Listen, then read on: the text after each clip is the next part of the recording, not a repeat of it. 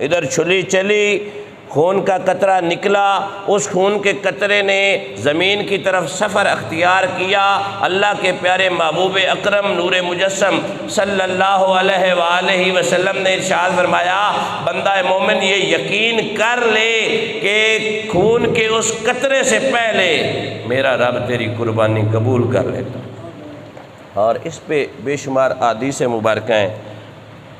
نبی کریم صلی اللہ علیہ وآلہ وسلم کے چچا زاد بھائی ہیں، ان کا نام ہے حضرت عبداللہ بن عباس رضی اللہ تعالی عنہ۔ آپ سے مروی حدیث پاک ہے، نبی کریم صلی اللہ علیہ وآلہ وسلم نے اپنی لخت جگر، اپنی نور نظر کے نام کا ایک جانور تھا نا، وہ ذبح فرمانے لگے تو فرمایا فاطمہ ذرا قریب آ جا۔ ایک روایت یہ، دوسری بھی عرض کرتا ہوں، قریب آ جا، اے فاطمہ تو یقین کر لے کہ اس کے گلے پر جب چھری چلے گی نا، خون کا قطرہ زمین کو چھونے سے پہلے تیری قربانی قبول ہو جائے گی۔ دوسرے مقام پہ فرمایا اے سیدہ اس کے قریب آ جا، اس کے اوپر تو اپنا دست شفقت رکھ، اس جانور کے اوپر میں تجھے ضمانت دیتا ہوں تیرے ہاتھ کے نیچے جتنے اس جانور کے بال آئیں گے نا، اللہ تبارک و تعالیٰ تیرے اتنے درجے بلند فرما دے گا۔ اور قربانی کی فضیلت پہ ایک اور بات، نبی کریم صلی اللہ علیہ وآلہ وسلم نے ارشاد فرمایا کہ اس دن 10 ذی الحج والے دن اللہ کی بارگاہ میں کوئی کام اتنا عظیم، برکت والا، عظمت والا نہیں ہوتا سوائے اس کے کہ بندہ مومن اللہ کی رضا کے لیے جانور کے گلے پر چھری چلا۔ یعنی لب لباب کیا ہے؟ وہ یہ ہے کہ نبی کریم صلی اللہ علیہ وآلہ وسلم نے ارشاد فرمایا کہ اس دن میں حالانکہ نماز بھی افضل ہے، قربانی واجبات ہے اور سنت میں ہے، اور نماز جو ہے یہ فرائض ہیں۔ میں آج ایک صبح پڑھ رہا تھا کہ فرائض کی ادائیگی کے بغیر واجبات کی ادائیگی ادھوری ہوتی ہے۔ ایک بندہ جو فجر کی نماز ہی نہیں ادا کرتا اور قربانی کے بارے میں بڑا متحرک ہے، تو اسے سوچنا چاہیے کہ پہلے فرائض کی ادائیگی ہوتی ہے، بعد میں واجبات اور سنت کا معاملہ آتا ہے۔ تو میں عرض کر رہا تھا نبی کریم صلی اللہ علیہ وآلہ وسلم نے ارشاد فرمایا کہ اے سیدہ اس کے قریب آ، اس کے جسم پہ ہاتھ پھیر۔ پھر روایت میں آتا ہے آپ نے اپنا دست اقدس رکھا، میرے پاک نبی کریم صلی اللہ علیہ وآلہ وسلم نے ارشاد فرمایا جتنے بال تیرے ہاتھ کے نیچے آئیں گے اللہ تبارک و تعالیٰ تیرے اتنے درجے بلند فرما دے گا۔ اور میں عرض کر رہا تھا کہ اس دن سب سے بڑا کام اللہ کی راہ میں قربانی کرنا ہوتا ہے۔ صحابہ نے عرض کی یا رسول اللہ صلی اللہ علیہ وسلم کیا جہاد سے بھی یہ افضل ہے؟ کیا جہاد سے بھی یہ افضل ہے؟ جہاد مشکل کام ہے نا سر، ہم اپنی جان کی بازی لڑتے ہیں اللہ کی رضا کے لیے، یہ غالب امکان ہوتا ہے کہ بندہ شہید بھی ہو جائے۔ اب لڑنا جو ہے، نبی کریم صلی اللہ علیہ وسلم سے حضرت ابو ہریرہ رضی اللہ تعالیٰ عنہ عرض کرتے ہیں یا رسول اللہ صلی اللہ علیہ وسلم کیا جہاد کرنے سے بھی قربانی کرنے والا معاملہ افضل ہے؟ تو نبی کریم صلی اللہ علیہ وسلم نے ارشاد فرمایا ایک بندہ اپنی سواری کا اہتمام کرے، اپنے مال و دولت سے آلات جنگ خریدے، پھر اپنی سواری پر جائے، اللہ کی راہ میں قربان ہو جائے، اس کا جانور بھی وہاں شہید ہو جائے، تو اس کا وہ عمل اس قربانی سے افضل ہے۔ اگر وہ جنگ کرے، جنگ کر کے غازی بن کر لوٹ آئے، تفسیر یہ کہتی ہے پھر اس جنگ کرنے سے، جہاد کرنے سے یہ عمل جو جانور اللہ کی راہ میں ہم ذبح کرتے ہیں وہ زیادہ افضل ہے۔ اللہ اکبر۔ ہمارے ہاں ایک سوال پوچھا جاتا ہے کہ اس دفعہ پیسے کم ہیں یا میرے پاس اتنی کیپیسٹی ہے کہ میں 5 قربانیاں کر دوں، 5 کی بجائے میں ایک ہی اپنے نام کی کر دیتا ہوں، باقی جو ہیں اللہ کی راہ میں صدقہ کر دیتا ہوں۔ شریعت یہ کہتی ہے صدقہ نہیں تو قربانیاں ہی کر، صدقہ نہیں کر تو قربانی کر۔ یہ عظیم عمل ہے، اور یہ قربانی ہے کیا؟ صحابہ نے جب عرض کی نا یا رسول اللہ صلی اللہ علیہ وسلم یہ قربانیاں کیا ہیں، تو میرے کریم آقا صلی اللہ علیہ وآلہ وسلم فرمانے لگے یہ تمہارے جد انور حضرت ابراہیم علیہ السلام کی سنت ہے۔ اور سنت کیسی ہے؟ میں بڑے اختصار کے ساتھ نا جلدی وہ تھوڑا سا واقعہ بھی عرض کرنا ہے۔ اللہ تبارک و تعالیٰ آزماتا ہے، کبھی لے کر تو کبھی دے کر۔ اللہ تبارک و تعالیٰ نے حضرت سیدنا ابراہیم علیہ السلام کو بھی آزمایا ہے۔ اللہ پاک نے بڑی عزتوں سے نوازا تھا، پھر بے شمار آزمائشیں بھی لی ہیں۔ ہمارے ہاں معاملات یہ ہوتے ہیں کہ ہمیں اپنی جان بڑی پیاری ہوتی ہے، جان پیاری ہے، پھر اولاد پیاری ہے، پھر بیوی بچے پیارے ہیں، پھر وطن پیارا ہوتا ہے، پھر وطن کے ساتھ جو رشتہ داریاں ہیں وہ پیاری ہوتی ہیں۔ لیکن اللہ تبارک و تعالیٰ نے جب حضرت ابراہیم علیہ السلام کو آزمایا تو سب سے پہلے آگ میں پھینکوایا گیا۔ مجھ سے کتنا پیار کرتا ہے، عرش کی مالک جان بھی تیری ہے، اور اس پہ احکام بھی جاری وہ ہوں گے جو تو چاہتا ہے۔ پھر اللہ تبارک و تعالیٰ نے آزمایا، بیوی بچوں کو چھوڑا ہے، اس وادی میں وادی مناب میں یہ معاملہ ہوا، پھر اپنی بیوی بچوں کو چھوڑا ہے، پھر ایک معاملہ وہ بھی آیا کہ اپنے بچے کی گردن پہ چھری چلائی، یہ بھی اللہ کی رضا، اللہ کی رضا کے لیے وطن چھوڑ دیا، اللہ کی رضا کے لیے بڑی عمر میں ختنے کروائے، اللہ کی رضا کے لیے ایسے کام کیے کہ اللہ تبارک و تعالیٰ فرمانے لگے کہ میرے ابراہیم کا پیارے محمد ذکر کر، وَاذْكُرْ فِي الْكِتَابِ، کہ اپنی کتاب میں نا میں بھی ذکر کر رہا ہوں، تو بھی ذکر کر۔ اور وہ نبی بڑا ہی سچا نبی تھا۔ اب حضرت ابراہیم علیہ السلام کی اگر ہم سیرت کو پڑھتے ہیں نا تو 60 سال کی عمر کے بعد، اس میں تھوڑا اختلاف ہے، 60 سال کی عمر کے بعد ایک گلی سے حضرت ابراہیم علیہ السلام گزر رہے تھے، دیکھا تو ایک چھوٹا سا بچہ رو رہا ہے۔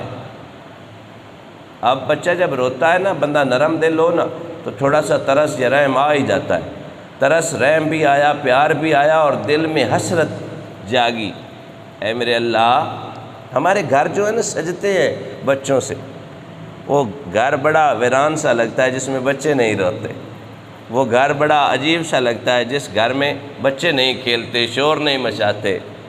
تو رونقیں تو میرے کریم آقا صلی اللہ علیہ وآلہ وسلم نے ارشاد فرمایا تھا، بچے جنت کے باغ کے پھول ہوتے ہیں، جس طرح باغ پھولوں سے سجتا ہے اسی طرح گھر بچوں سے سجتا، اور بچے ہوتے بھی پیارے۔ اللہ اکبر، دل میں حسرت حسرت جاگی تو اسی وقت ہاتھ اٹھا لے، رب حب لی من الصالحین، اے میرے اللہ مجھے اولاد ایسی دے جو نیکوکاروں میں سے ہو۔ پتہ یہ بھی چلا نا، طریقہ بن گیا، سنت انبیاء ہے کہ دعا مانگو تو نیک اولاد کی دعا مانگو، میرے مالک مجھے نیک اولاد سے میری زندگی کو مزین کر۔ تو اللہ تبارک و تعالیٰ نے پھر مہربانی کی، وہی کیفیت بچے کے رونے والی آ کر آپ نے اپنی بیوی حضرت سارہ رضی اللہ تعالیٰ عنہ سے ڈسکس کی، تو وہ کہنے لگی، اے ابراہیم علیہ السلام، شاید مجھ سے تو، میرے بطن سے تو شاید کوئی بچہ پیدا نہ ہو، آپ ایسا کریں، یہ جو آپ کی کنیز ہے نا، آپ کی جو لونڈی ہے نا حاجرہ، آپ ان سے نکاح کر لیں۔ اب اللہ کا بھی حکم آ گیا، اللہ کے نبی نے نکاح کیا تو اللہ پاک نے مہربانی فرمائی، بچہ بھی پیدا ہوا، اور بچہ بھی کوئی عام بچہ نہیں، ایسا بچہ خوبصورت حسین و جمیل کہ جس کی پیشانی میں نور مصطفیٰ تھا۔ والدین کے لیے نا حضور اپنا ہی بچہ اسے وہی بھاتا ہے، بھانا بھی چاہیے، اس کا خون ہے، اس کا لخت جگر ہے، بچہ جیسا بھی ہو نا، کالے رنگ کا بھی ہو نا، تو ماں پیو نو وہی چنگا لگتا ہے۔ وہ پرانی ایک حکایت ہے، کسی بادشاہ نے ایک شخص سے کہا تھا کہ مجھے دنیا کا حسین ترین بچہ ڈھونڈ کر لا۔ وہ گھومتا رہا، پھرتا رہا، پر گھر جب داخل ہوتا، جن خوبصورت بچوں کو دیکھا تھا سبھی کو بھول جاتا اپنے بیٹے کو دیکھ کر۔ تو بادشاہ کی خدمت میں لایا، بادشاہ مجھے تو یہی خوبصورت لگتا ہے۔ بادشاہ نے ناراضگی کا اظہار کیا، لیکن وزیروں مشیروں نے بتایا یہ باپ ہے، اسے اپنا ہی بچہ اچھا لگے گا۔ تو اتنا خوبصورت بچہ سر، پھر دیکھیں جب پیدائش ہوئی نا تو حضرت ابراہیم علیہ السلام کا رجحان جو ہے نا، تھوڑی سی ٹینڈنسی وہ ان کی طرف، حضرت حاجرہ رضی اللہ تعالیٰ عنہ کی طرف گئی، ان کے ہاں بچہ تھا۔ پھر اولاد جو ہے نا سر والدین کو کمزور کرتی ہے، ایسے ڈیسیجن میکنگ، فیصلے لینے میں جن میں اولاد کا عمل دخل ہوتا ہے نا وہ ہمیں کمزور کرتے ہیں۔ میرے کریم آقا صلی اللہ علیہ وسلم نے جب حضرت حسن اور حسین کو تھاما تھا نا خطبہ چھوڑ کر، دونوں بچوں کو اٹھایا، سینے سے لگایا اور اپنے پاس ممبر پہ جب بٹھایا تو ساتھ ہی فرماتے ہیں کہ اولاد اپنے والدین کے لیے فتنہ ہے۔ فتنہ کا مقصد وہ والا فتنہ نہیں، آزمائش ہے۔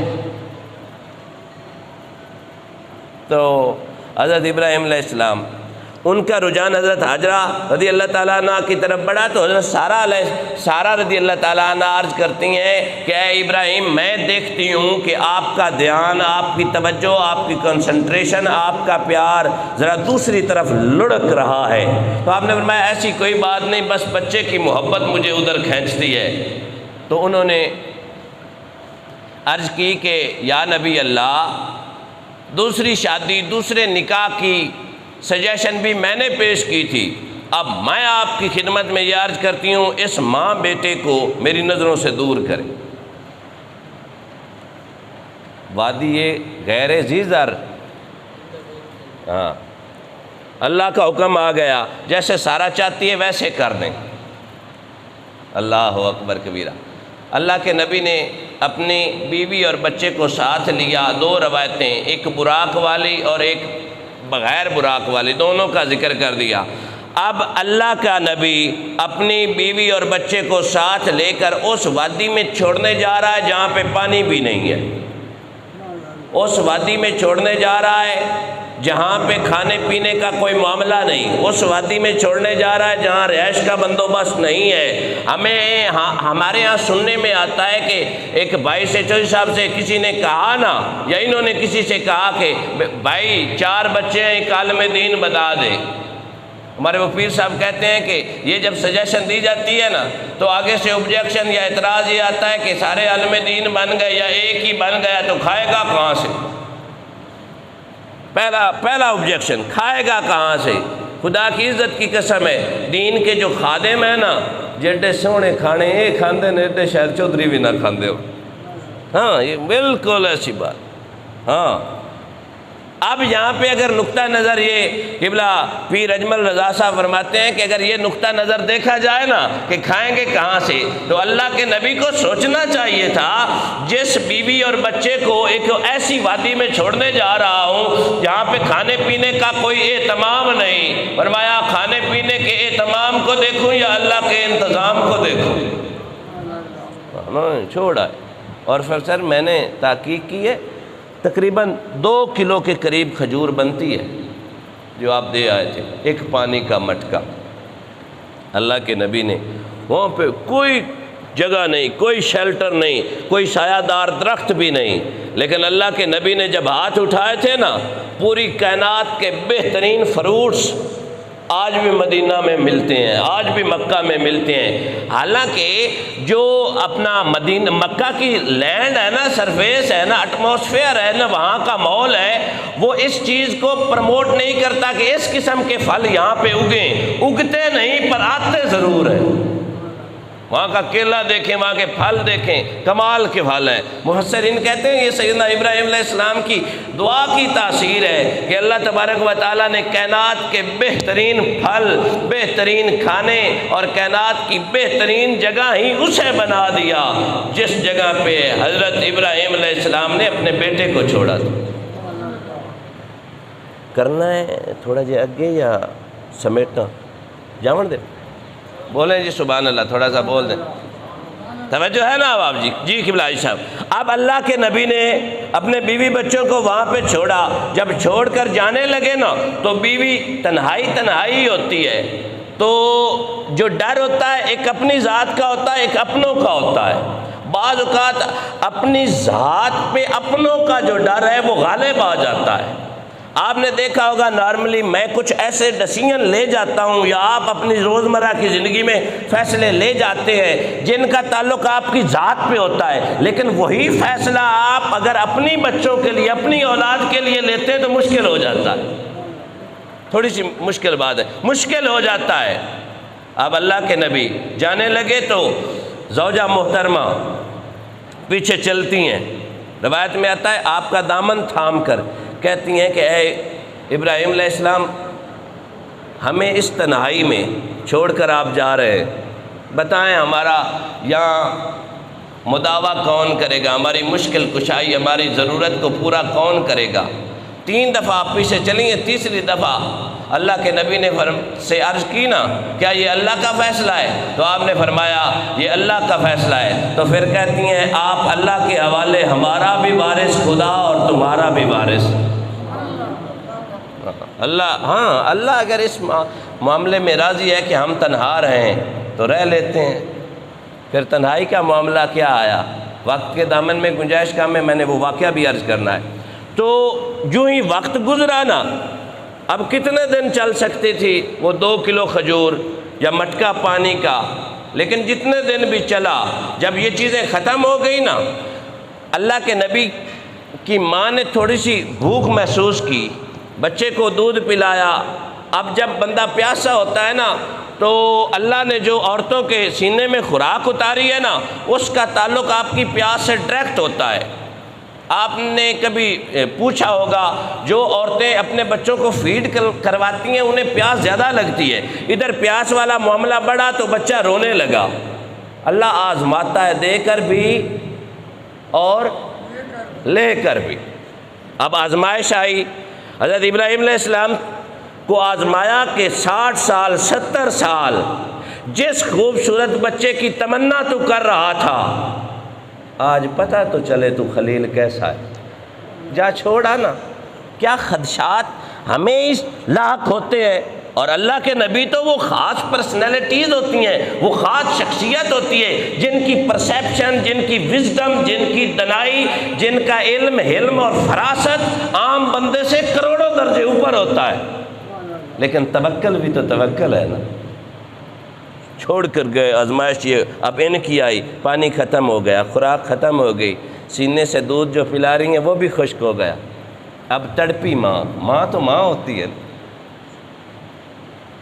ماں کے ایموشنز اور اٹیچمنٹس جو اپنی اولاد سے ہوتے ہیں نا، اس کا اندازہ یا ماں لگا سکتی ہے یا یتیم بچہ لگاتا ہے جسے کمی رہتی ہے ماں کی محبت کی۔ اللہ اکبر کبیر۔ جب بچہ رویا نا تو ماں تڑپی،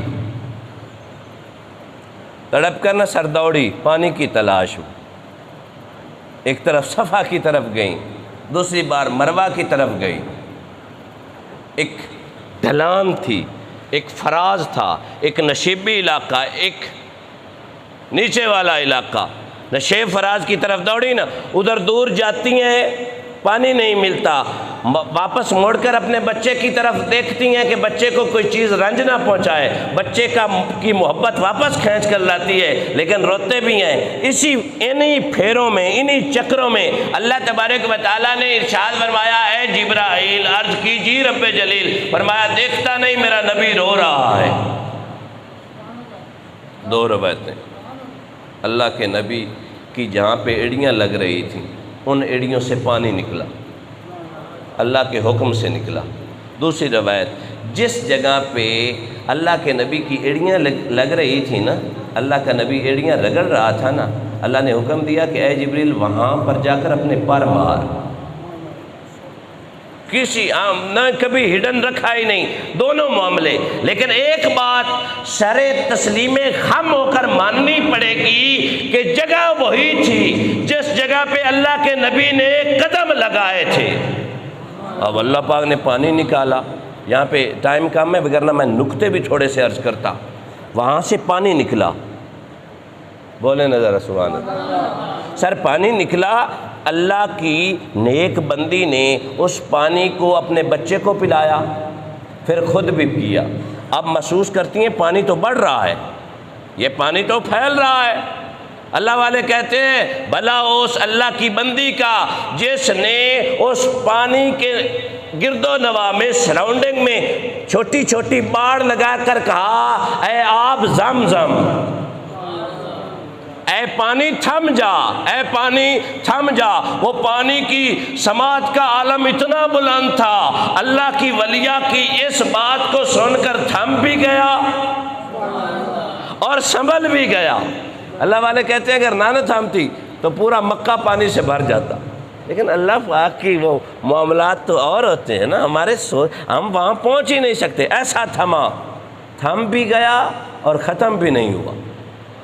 سر جی یہ یہاں پہ تھوڑا سا پھر ٹیکنیکل پوائنٹ آ گیا، اگر تھمے گا نا جس خاص کوانٹٹی مقدار سے وہ آ رہا تھا، اگر بہے گا نہیں مشکل بات ہے، اگر بہے گا نہیں اس کا فلو کم ہوگا۔ اللہ پاک کا یہ بڑا مہربانی اور نبی کا یہ معجزہ ہے، بہتا بھی نہیں اور کم بھی نہیں ہوتا۔ حالانکہ جتنے بیرل وہاں سے نکالے جا چکے ہیں نا، اب تک تو ختم ہو جانا چاہیے تھا، لیکن ختم تو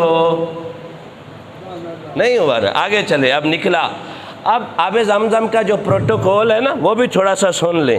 آب زمزم کا پروٹوکول یہ ہے کہ اگر یہ پانی تمہیں میسر آئے نا، عام پانی کے لیے حکم یہ ہے، سنت رسول صلی اللہ علیہ وسلم یہ ہے کہ بیٹھ کر پیو اور 3 سانسوں سے پیو۔ لیکن جب باری آتی ہے نا آب زمزم کی، فرمایا ایک ہی سانس میں پیو اور کھڑے ہو کر پیو، اور قبلہ رخ ہو کر پیو۔ یار کیوں پروٹوکول بدلا؟ پانی وہ بھی، پانی یہ بھی، وہ بھی اللہ کی نعمت، یہ بھی اللہ کی نعمت۔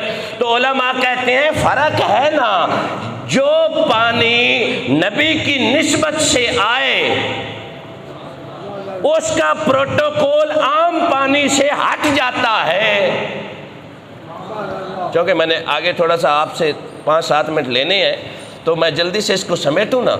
یہاں پہ ہم اس پانی کو کھڑے ہو کر پیتے ہیں، کیوں؟ پانی کا پروٹوکول ہے، جو عام پانی نہیں ہے، آب زمزم ہے، آب زمزم ہے۔ یارو میں آپ سے چھوٹا سا سوال کروں گا، آب زمزم کو کھڑے ہو کر پیتے ہو وہ اس لیے کہ وہ ذبی اللہ کے قدموں کو چوم کر آیا ہے، وہ کھڑے ہو کر پیتے ہیں۔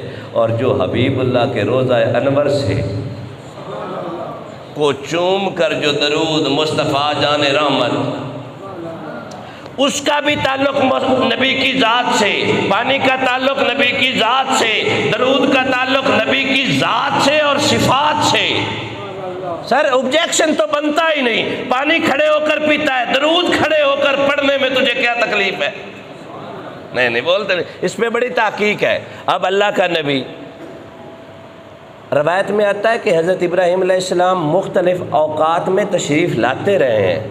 کچھ روایت میں یہ بھی آتا ہے کہ آپ تشریف نہیں لائے اس 6-7 سال کے عرصہ میں، اللہ بہتر جانتا ہے۔ اب 3 روایتیں۔ پہلی روایت یہ ہے کہ اللہ تبارک و تعالیٰ نے خواب میں میسج دیا کہ مقرب پیاری چیز کو اللہ کی راہ میں قربان کریں۔ اللہ کے نبی نے 100 دمبے اللہ کی راہ میں قربان کیے۔ خواب پھر آیا، اللہ کے نبی سمجھ گئے کہ یہ پیاری نہیں ہے۔ اگلے خواب میں 100 اونٹ، کتنے جی؟ 100 کیملز اللہ کی راہ میں قربان کیے۔ خواب پھر آ رہا ہے۔ ایک روایت ہے کہ خواب میں آتا ہے کہ اپنے بیٹے کو قربان کر۔ اللہ اکبر کبیر۔ اب جو 3 روایتیں، پھر اللہ کا نبی تیار ہو گئے، قربان جاؤں اس عظیم سیکریفائس پہ کہ اللہ کے نبی ہوتا ہی وہ ہے جو وراء الورا ہو، نبی وہ ہوتا ہے جو سلیکٹڈ پرسن ہو۔ نبی عبادت ریاضت سے نہیں بنتا، اللہ کی عطا سے بنتا۔ تیار ہو گئے، 3 قول آئے۔ پہلا قول بچے کی عمر 6 سال، دوسرا قول بچے کی عمر 7 سال، تیسرا قول بچے کی عمر 13 سال۔ آ گئے، اللہ کا نبی تیار ہو گیا، فرمایا چھری بھی ساتھ لے لے، رسی بھی ساتھ لے لے۔ اپنی زوجہ محترمہ سے فرماتے ہیں اے میری ہم سفر، اپنے بیٹے کو تیار کر، ہم نے اپنے دوست سے ملنے جانا ہے۔ ماں نے تیار کیا۔ آپ ہم سب بچوں والے ہیں، جب ہم اپنی گھر والی کو کہتے ہیں نا میں نے دوست کی دعوت پر جانا ہے، تو پھر وہ 10 پہ ختم کر 10 جی، میں تو بس کر رہا ہوں جی سر، 10 پہ نا جو آپ آ رہے ہیں یا بھی گھروں میں منتظر ہیں جلدی سے مسجد میں حاضر ہو جائیں، بس ہم انشاءاللہ اگلے 4-5 منٹ میں انشاءاللہ جماعت کھڑی ہو جائے گی۔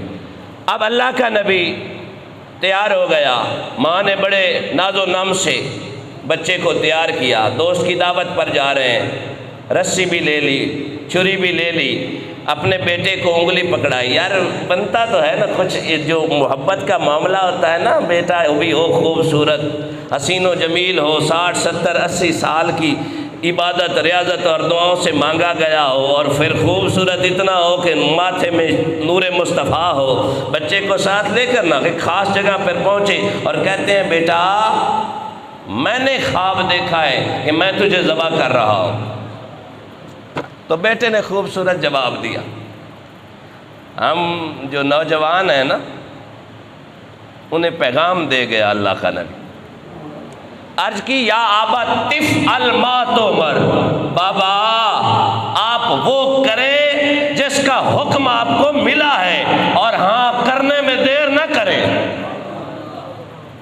بابا یہ تو ایک جان ہے نا، یہ نہیں کہا، سوال یہ تھا، اللہ کے نبی نے فرمایا یہ تھا بیٹا میں دیکھتا ہوں خواب میں تجھے ذبح کر رہا ہوں۔ بیٹا یہ نہیں کہتا ابا تو میں نے ذبح کر، پتر آدھا ہے ابا جویں ہے نا تیرا دل، یا جو ہے نا آپ کو حکم ملا آپ وہ کریں، انشاءاللہ آپ مجھے صابرین میں سے پائیں گے۔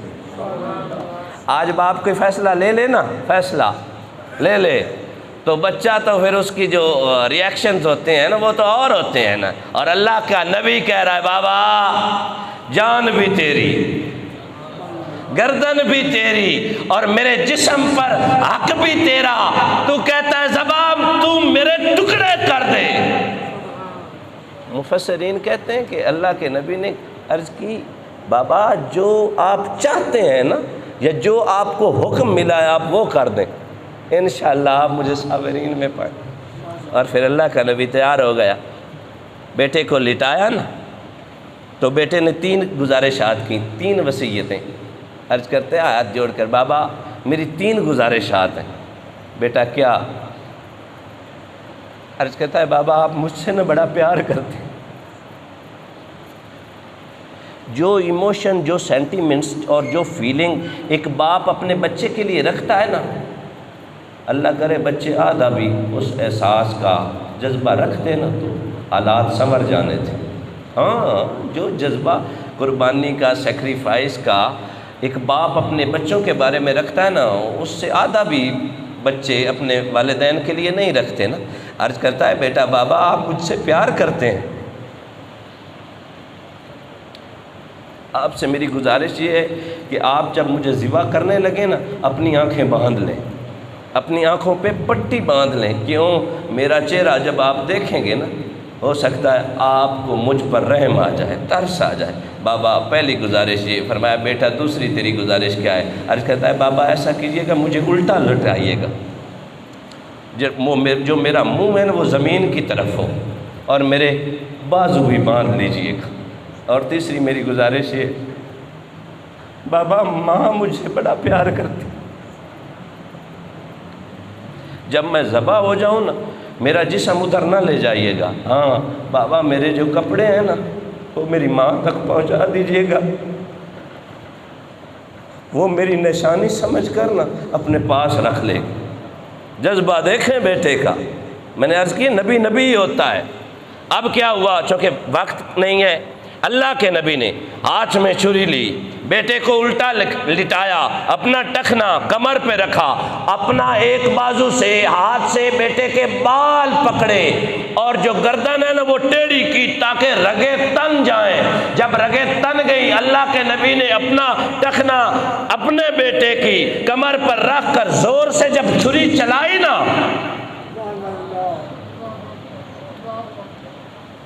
اللہ زور سے چھری چلائی، اللہ والے کہتے ایک بار نہیں 70 بار چلائی، چلتی نہیں۔ اللہ کا نبی جلال میں آیا، ہوا میں چھری لہرا کر ساتھ پڑے ہوئے پتھر پر ماری، پتھر کے ٹکڑے ہو گئے۔ اللہ کا نبی کہتا ہے میرے بیٹے کا گلا اس پتھر سے بھی سخت ہے، اسے کاٹتی ہے۔